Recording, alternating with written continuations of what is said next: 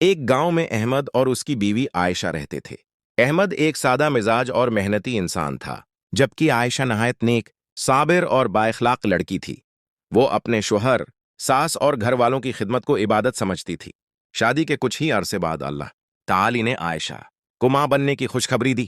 احمد کے لیے یہ خبر خوشیوں کا پیغام تھی، مگر عائشہ کے لیے یہ خوشی آزمائش میں بدل گئی۔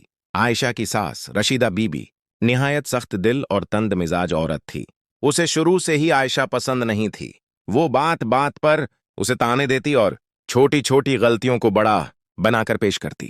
جب اسے معلوم ہوا کہ عائشہ حاملہ ہے تو اس کے دل میں ذرا بھی نرمی نہ آئی۔ وہ اکثر کہتی، ہمارے زمانے میں عورتیں حمل میں بھی پورا گھر سنبھالتی تھیں، یہ آج کل کی لڑکیاں تو ذرا سی بات پر بیمار بن جاتی ہیں۔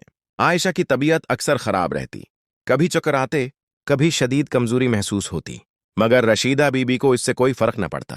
وہ اسے بھاری برتن اٹھانے، کپڑے دھونے، صحن و صاف کرنے اور مہمانوں کی خدمت پر مجبور کرتی۔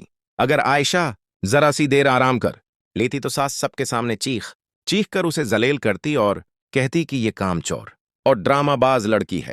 ایک دن مسلسل مشقت اور کمزوری کے باعث عائشہ اچانک بے ہوش ہو گئی۔ اس کی حالت دیکھ کر محلے کی عورتیں جمع ہو گئیں۔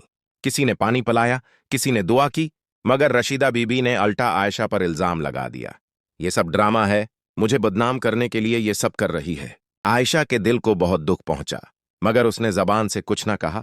وہ سب کچھ خاموشی سے سہتی رہی۔ ہر رات نماز کے بعد اللہ کے حضور آنسو بہا کر دعا کرتی، یا اللہ تو سب دیکھ رہا ہے، مجھے صبر دے، میرے بچے کی حفاظت فرما اور مجھے اس آزمائش میں سرخرو کر دے۔ وقت گزرتا گیا اور اللہ کی پکڑ کا وقت بھی قریب آ گیا۔ ایک دن اچانک رشیدہ بی بی شدید بیمار پڑ گئی، جسم نے ساتھ چھوڑ دیا، چلنا پھرنا مشکل ہو گیا۔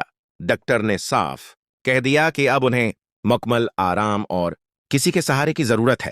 وہی رشیدہ بی بی جو عائشہ کو ایک لمحہ آرام نہ دیتی تھی، اب خود دوسروں کی محتاج ہو چکی تھی۔ احمد نے ماں کی خدمت کے لیے عائشہ سے مدد مانگی۔